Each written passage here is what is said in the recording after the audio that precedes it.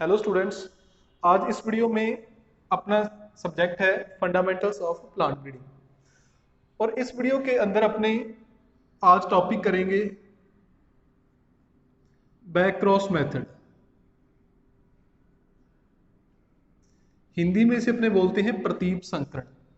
यदि एग्जाम के point of view से देखा जाए तो ये जो मेथड है ये सबसे इंपॉर्टेंट है। ठीक है, इस मेथड में से सबसे ज्यादा क्वेश्चन पूछे जाते हैं, चाहे वो किसी भी टाइप का क्वेश्चन हो, 2 नंबर का, 4 नंबर का, 15 नंबर का। तो सबसे पहले अपने बात करें कि बैक क्रॉस किसे बोलते हैं। अपने बैक क्रॉस, इससे पहले जो आपने फंडामेंटल ऑफ जेनेटिक्स पढ़ी थी उसके अंदर आपने पढ़ा था बैक क्रॉस के बारे में, टेस्ट क्रॉस के बारे में। देखिए होता क्या है कि जब अपने दो जो पेरेंट्स होते हैं उनके बीच में क्रॉस करवाते हैं और क्रॉस करवाने पर जो अपने पास यहाँ पर प्रोजेनी आती है उसे अपने क्या बोलते हैं, F1 प्रोजेनी। ठीक है, मतलब वो जो जनरेशन होती है वो कौन सी जनरेशन होती है, F1 जनरेशन। तो जब अपने F1 जनरेशन का क्रॉस वापस किसी भी एक पेरेंट्स के साथ करवाते हैं, चाहे तो अपने P1 के साथ करवाएं चाहे अपने करवाएं P2 के साथ, तो ये जो प्रोसेस है वो क्या है, बैक क्रॉस। कि बैक क्रॉस में क्या होता है, अपने जो F1 जनरेशन के जो प्लांट होती हैं उनका जो क्रॉस है वो वापस उनके जो पेरेंट्स होते हैं उनके साथ करवाते हैं। वो अपने P1 के साथ भी करवा सकते हैं, P2 के साथ भी करवा सकते हैं। ठीक है, ये तो है बैक क्रॉस। फिर यदि अपने इस मेथड की बात करें, प्लांट ब्रीडिंग के अंदर अपने ये जो मेथड है बैक क्रॉस मेथड, इसके अंदर ये जो दो पेरेंट्स हैं इसमें से एक होता है रिकरेंट पेरेंट। जैसे फॉर एग्जांपल जो P2 है इसे मैंने बोल दिया रिकरेंट, मतलब आवर्ती जनक, और जो P1 है इसे मैंने बोल दिया नॉन रिकरेंट।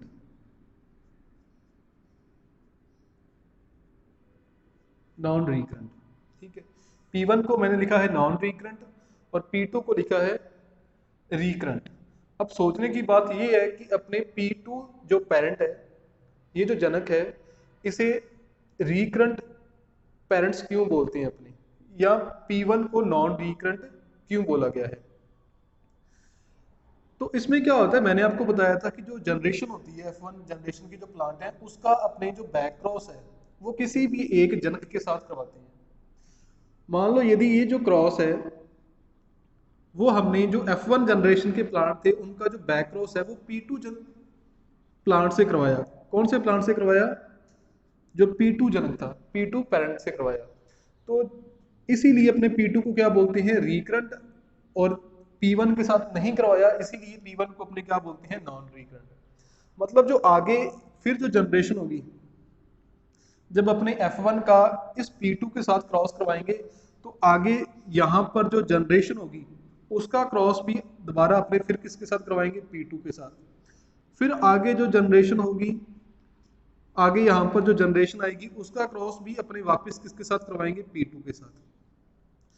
ठीक है, मतलब बैक क्रॉस मेथड के अंदर जो F1 जनरेशन होती है और उसके आगे की जो कुछ जनरेशन होती हैं उनका क्रॉस जिस पेरेंट्स के साथ करवाया जाता है, जिस जनक के साथ करवाते हैं अपने, उस जनक को अपने क्या बोलते हैं, रिकरेंट या आवर्ती जनक, और दूसरे को अपने क्या बोलते हैं, नॉन रिकरेंट। तो अपने दो क्वेश्चन क्लियर हो गए। फर्स्ट क्वेश्चन क्या था कि बैक क्रॉस क्या है, फिर प्लांट ब्रीडिंग के अंदर जब ये अपनी मेथड पढ़ेंगे तो वहां पर दो पेरेंट्स आती है, एक तो रिकरेंट और दूसरा नॉन रिकरेंट। तो रिकरेंट मतलब जिसका क्रॉस अपने करवाते हैं F1 जनरेशन और आगे वाली जनरेशन के साथ, वो तो है रिकरेंट पेरेंट्स, और जो दूसरा है जिसके साथ नहीं करवाते वो क्या है, नॉन रिकरेंट। ठीक है, अब नेक्स्ट अपने समझते हैं कि जो F1 जनरेशन थी उसका क्रॉस अपने दो पेरेंट्स थे अपने पास, उनमें से किसी एक के साथ करवाते हैं, दूसरे के साथ क्यों नहीं करवाते। जैसे यहां पर था अपने पास दो प्लांट थे, ये आई थी F1 जनरेशन।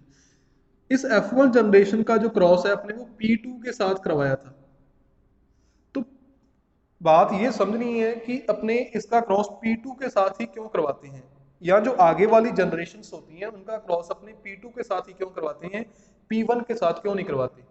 ठीक है, P2 के अंदर ऐसा कौन सा स्पेशल करैक्टर है जो P1 के अंदर नहीं है। इसे अपने समझना है कि अपने P2 के साथ क्यों बैक क्रॉस करवाते हैं। देखो अपने पास ये मान लो दो पेरेंट्स है P1 और P2, तो समझने के लिए देखो इस प्रकार, यदि अपने पहले बात करें जो अपना है P1 पेरेंट्स, जो P1 प्लांट है ये किस प्रकार का मान लो प्लांट है, ये वाइल्ड स्पीसीज का एक प्लांट है। ठीक है, किस प्रकार का है, वाइल्ड स्पीसीज का। और जो P2 है ये है कल्टीवेटेड स्पीसीज का।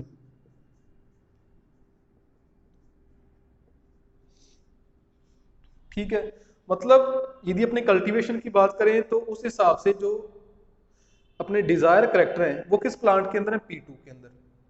ठीक है, इसीलिए इसका कल्टीवेशन किया जाता है। और जो P1 है ये वाइल्ड स्पीसीज है, इसके अंदर जो अपने डिजायर करेक्टर है वो कम होते हैं, इसलिए इसका जो कल्टीवेशन है वो नहीं किया जाता। ठीक है, या अपने इस प्रकार भी लिखें कि जो ये है इसकी यील्ड क्या होती है, ज्यादा होती है। इसकी यील्ड क्या है, ज्यादा है, और इसकी यील्ड क्या है, कम है। 2 पॉइंट हो गए। फिर जो तीसरा मेन पॉइंट है कि जो अपना P1 प्लांट है, जैसे अपने बात करें कि डिजीज है रस्ट, वो इस रस्ट डिजीज के प्रति क्या होता है, रेजिस्टेंट है। जो अपना P1 प्लांट है उसकी यील्ड तो कम है, लेकिन फॉर एग्जांपल जो अपनी एक डिजीज है रस्ट, उस रस्ट डिजीज के प्रति वो क्या है, रेजिस्टेंट है। लेकिन जो अपना P2 प्लांट है जिसकी यील्ड ज्यादा थी, वो इसी डिजीज के प्रति जो रेजिस्टेंट नहीं है। ठीक है, कि P2 प्लांट के अंदर तो रस्ट के प्रति रेजिस्टेंट नहीं पाई जाती, एब्सेंट होता है, और P1 प्लांट के अंदर जो रस्ट के प्रति रेजिस्टेंट प्रेजेंट है।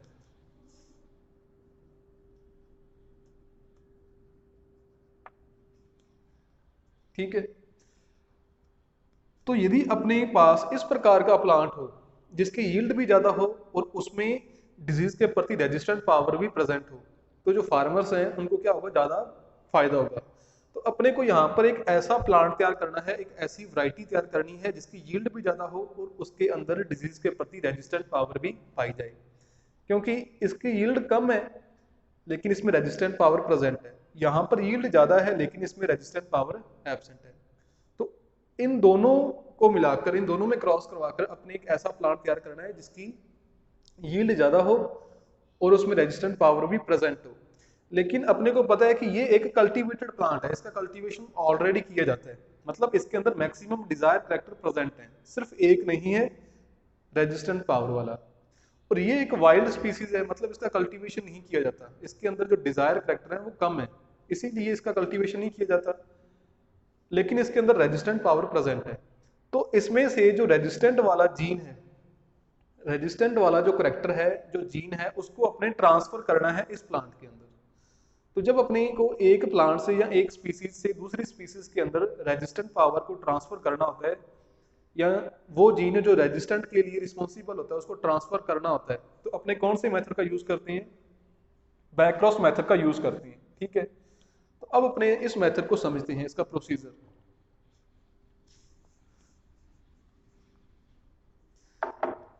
फॉर एग्जाम्पल अपने यहां पर बनाते हैं, ये तो है अपना P1 और ये है अपना P2 प्लांट। ठीक है, P2 को अपने मानते हैं स्मॉल r और इसे अपने मानते हैं कैपिटल R। ठीक है, जो P2 प्लांट है ये कौन सा प्लांट है, जब अपने इनके बीच में क्रॉस करवाएंगे, कौन सा साल होगा, ये पहला साल। पहले साल अपने P1 और P2 प्लांट है जो इनके बीच में क्रॉस करवाया, तो अपने पास जनरेशन कौन सी आ जाएगी, F1 जनरेशन। और प्लांट कौन सा होगा, एक कैपिटल R और दूसरा स्मॉल r। ठीक है, मतलब ये जो F1 प्रोजेनी के जो प्लांट हैं, F1 जनरेशन के जो प्लांट हैं, इन प्लांट के अंदर जो रेजिस्टेंट पावर है वो प्रेजेंट है, क्योंकि कैपिटल आर यहाँ पर किसको रिप्रेजेंट कर रहा है, P1 प्लांट को, और P1 प्लांट के अंदर जो रेजिस्टेंट पावर है वो क्या है, प्रेजेंट है। लेकिन अपने को पता है कि जब दो प्लांट के बीच में या दो डिफरेंट ऑर्गेनिज्म के बीच में क्रॉस होता है तो दोनों से आधे आधे जीन आते हैं, मतलब यहाँ पर जो आधे करेक्टर तो इसके आगे, आधे करेक्टर इसके आगे। लेकिन अपने को क्या करना है कि यहाँ से सिर्फ एक ही करेक्टर लेके आना था रेजिस्टेंट पावर वाला, बाकी सभी के सभी करेक्टर किस प्रकार के होने चाहिए, जो पहले था P2 प्लांट वो, मतलब सिर्फ एक करेक्टर अपने ऐड करना था। मतलब जो यहाँ पर अपने जो वैरायटी तैयार करनी है उसका जो जीनोटाइप है वो लगभग वैसा ही होना चाहिए जैसा P2 प्लांट का है। उसके अंदर सिर्फ अपने को एक करेक्टर जोड़ना है, एक जीन जोड़ना है रजिस्टर्ड पावर वाला। तो यहाँ पर अपने ये जो इसका जीनोटाइप है F1 प्लांट का, उसको अपने P2 प्लांट के जैसा ही करना है। तो इसीलिए अपने इसका वापस बैक क्रॉस करवाते हैं किसके साथ, P2 प्लांट के साथ। ठीक है, और ये बैक क्रॉस अपने कब तक करवाते रहेंगे, जब तक उनका जीनोटाइप लगभग सिमिलर नहीं हो जाता। जब अपने क्रॉस करवाएंगे, ठीक है, ये साल कौन सा था यहाँ पर अपना, दूसरा साल। तो देखो तीसरे साल क्या होगा, जब अपने एक कैपिटल आर स्मॉल आर और दोनों स्मॉल आर के बीच में क्रॉस करवाएंगे तो अपने पास प्लांट कौन से आ जाएंगे,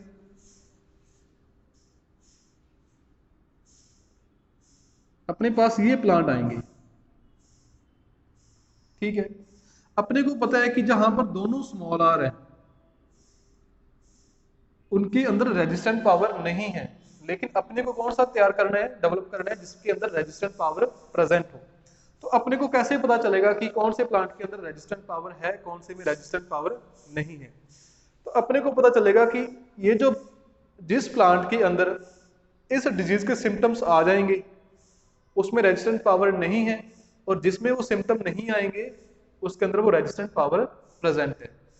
तो जिसमें सिम्टम नहीं आएंगे अपने उन प्लांट का यहाँ पर क्या करेंगे, सिलेक्शन करेंगे।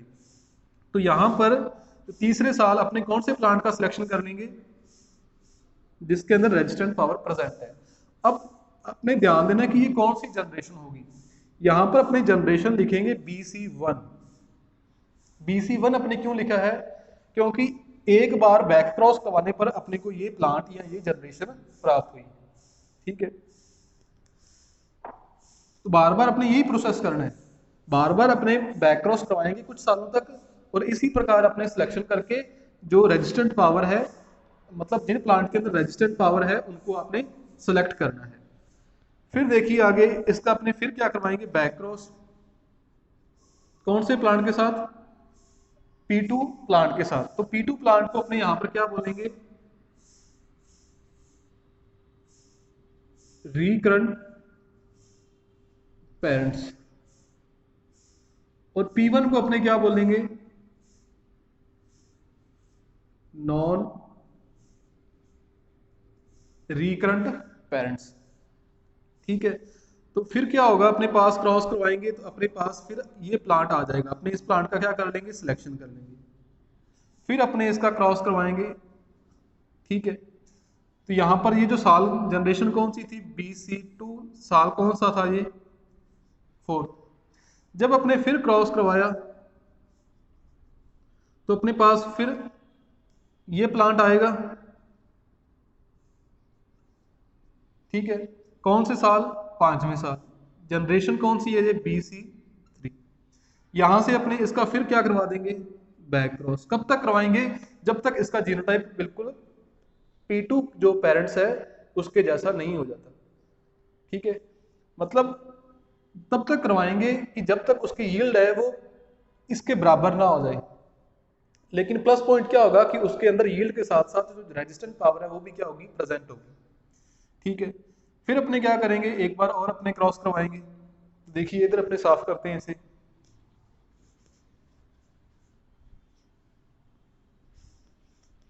इसे मैं साफ कर देता हूँ। ठीक है, बीच में अपने एक लाइन लगाते हैं, मिक्स ना हो अपना। फिर साल कौन सा होगा, छठा साल होगा। जब अपने क्रॉस करवाएंगे तो दोबारा अपने इस प्लांट का सिलेक्शन करेंगे, जनरेशन कौन सी होगी अपनी BC4, इसका दोबारा अपने बैक क्रॉस करवाएंगे रिकरेंट पेरेंट्स के साथ। फिर क्या होगा अपने पास, इन प्लांट का अपने सिलेक्शन करेंगे, साल कौन सा है 7th, जनरेशन कौन सी है BC5। फिर अपने एक बार और बैक क्रॉस करवाएंगे, फिर अपने बैक क्रॉस करवाने पर इनका सिलेक्शन करेंगे, 8वां साल हो जाएगा, जनरेशन कौन सी आ जाएगी BC6। ठीक है, तो लगभग जब अपने इतनी बार बैक क्रॉस करवा देंगे, कितनी बार, 1 2 3 4 5 और 6 बार, 6 बार बैक क्रॉस करवाने पर अपने को ये जनरेशन प्राप्त हुई है, ये प्लांट प्राप्त हुए हैं। तो अब यहाँ पर जो ये प्लांट होंगे, इनका जो जीनोटाइप है वो लगभग जो P2 पेरेंट्स है उनके सिमिलर हो जाएगा। प्लस पॉइंट क्या होगा कि उनके अंदर रेजिस्टेंट पावर भी प्रेजेंट होगी, क्योंकि अपने उसी के बेस पर इनका बार बार सिलेक्शन कर रहे हैं। तो अब यहाँ पर ये जो प्लांट है इनका आपने बैक क्रॉस नहीं करवाना, यहाँ पर आपने क्या करवाना है, सेल्फ पॉलिनेशन। मैं समझाने के लिए यहाँ पर बनाता हूँ कि फॉर एग्जाम्पल यहाँ पर ये प्लांट है अपने पास, ये कौन से प्लांट हैं BC6 जनरेशन के। अब इनका अपने बैक क्रॉस नहीं करवाना, इनमें क्या होगा, नॉर्मली सेल्फ पॉलिनेशन होगा। सेल्फ पॉलिनेशन जब इनके अंदर होगा, ये मान लो इनके अंदर क्या हो रहा है, सेल्फ पॉलिनेशन हो रहा है, तो अपने पास यहाँ पर रिजल्ट क्या आएगा, दोनों कैपिटल R भी आ सकते हैं, capital R small r, capital R small r और दोनों स्मॉल r। यहां से अपने को फिर सिलेक्शन करना पड़ेगा। क्यों करना पड़ेगा, क्योंकि यहाँ पर ये जो प्लांट है इसके अंदर रेजिस्टेंट पावर तो प्रेजेंट है, लेकिन इसकी जो यील्ड है वो क्या है, कम है। यहाँ पर ये जो प्लांट है इसके अंदर यील्ड ज्यादा है लेकिन रेजिस्टेंट पावर नहीं है। अपने को सिर्फ कौन से प्लांट चाहिए, एक कैपिटल R और एक स्मॉल r वाले।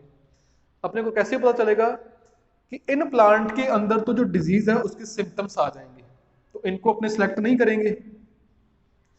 अब इन तीनों के अंदर जो सिम्टम्स है वो नहीं आएंगे, लेकिन जो ये है इसकी यील्ड इनके कंपैरिजन कम होगी। तो जिनकी यील्ड भी ज्यादा होगी और जिनके अंदर सिम्टम्स भी नहीं आएंगे, उनका हम क्या करेंगे, सिलेक्शन करेंगे। तो फॉर एग्जांपल ये जो अपने पास वेरिएशन प्लांट हैं, पॉपुलेशन है प्लांट की, इस पॉपुलेशन में से हमने जो अपने डिजायर करेक्टर वाले प्लांट हैं, मतलब जिनके अंदर रेजिस्टेंट पावर भी प्रेजेंट है और जिनके अंदर जिनकी यील्ड भी ज्यादा है, उनका हम क्या करेंगे, सिलेक्शन करेंगे। सिलेक्शन कर लिया और उनके सीड्स को अपने क्या रखेंगे, अलग अलग। तो अलग अलग अपने सीड को क्यों रखते हैं, आप सभी को पता है कि अगले साल अपने उनसे इंडिविजुअल प्लांट प्रोजेनी ग्रो करवाएंगे। साल कौन सा है, 9वां साल। जनरेशन यहाँ पर देखो कौन सी होगी, BC6F2। अब ये जनरेशन आई है F2, क्योंकि यहाँ पर अपने BC6F2 क्यों लिखा है, क्योंकि ये F2 जनरेशन 6 बार बैक क्रॉस करवाने के बाद आई है। ठीक है, अब यहाँ से अपने फिर क्या करेंगे, इनमें नॉर्मली सेल्फ पॉलिनेशन होगा। फिर अपने पास अपने इनमें से जो डिजायर प्लांट है उनका अपने सिलेक्शन कर लेंगे और उनके बीजों को अपने अलग अलग रखेंगे। अलग अलग क्यों रखेंगे, क्योंकि अगले साल फिर अपने क्या करेंगे, इंडिविजुअल प्लांट प्रोजेनी ग्रो करवाएंगे। साल कौन सा, 10वां साल। जनरेशन कौन सी होगी, BC6F3। ठीक है, फिर देखो आगे क्या होगा अपने पास,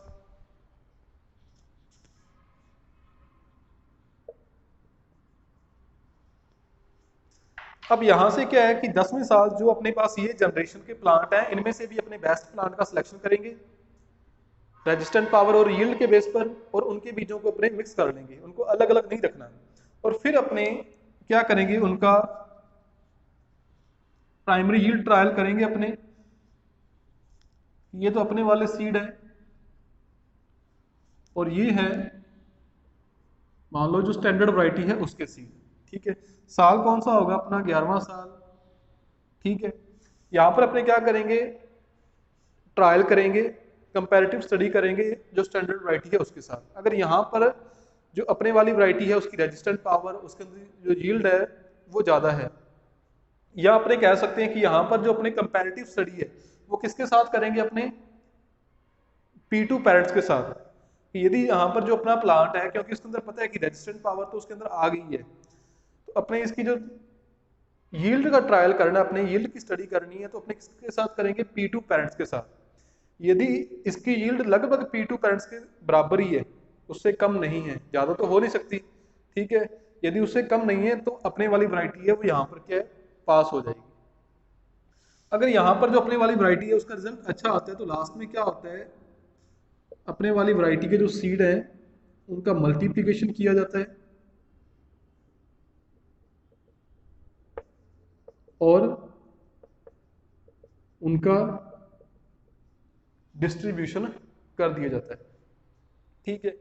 तो ये होता है अपना बैक क्रॉस मेथड जिसके द्वारा अपने न्यू वैरायटी डेवलप करते हैं, ठीक है। तो ये अपने को बार बार बैक क्रॉस क्यों करवाना पड़ा है, क्योंकि अपने पास जो न्यू प्लांट आएगा उसके अंदर उसका जो जीनोटाइप है वो लगभग सेम वही होना चाहिए जो P2 पेरेंट्स का है, क्योंकि उसके अंदर मैक्सिमम डिजायर करेक्टर पहले से ही प्रेजेंट थे। अपने को सिर्फ एक करेक्टर ट्रांसफर करना था उसके अंदर, रेजिस्टेंट पावर का। तो रेजिस्टेंट पावर का अपने जो फर्स्ट बार क्रॉस करवाते हैं उसके अंदर जीन आ जाता है, लेकिन बाद में अपने बार बार सिलेक्शन अपने को करना पड़ेगा यील्ड के बेस पर और रेजिस्टेंट पावर के बेस पर, ठीक है। फिर अपने दो बार individual plant close and grow करवाते हैं, फिर अपने उसका यील्ड ट्रायल करते हैं और बाद में उसे डिस्ट्रीब्यूट कर देते हैं, ठीक है। इसके जो इसकी एक कमी क्या है, इसका फायदा तो ये है कि अपने रेजिस्टेंट पावर ट्रांसफर कर सकते हैं। इसकी कमी क्या है कि जो अपने पास न्यू वैरायटी आएगी ना उसकी जो यील्ड है वो जो अपना रिकरेंट पेरेंट्स होगा उससे ज़्यादा नहीं हो सकती। वो आपको कल जूम मीटिंग में बताया था, क्योंकि मैक्सिमम जब अपने करवाती हैं तो वहां तक ही पहुंच पाती है, उससे ज़्यादा हो नहीं पाती, ठीक है। तो ये था अपना बैक क्रॉस मेथड। यदि आपको फिर भी इसमें कोई डाउट हो तो आप जूम क्लास में जो फिर डाउट क्लास होती है दोबारा उसमें आप पूछ सकते हो। Thank you.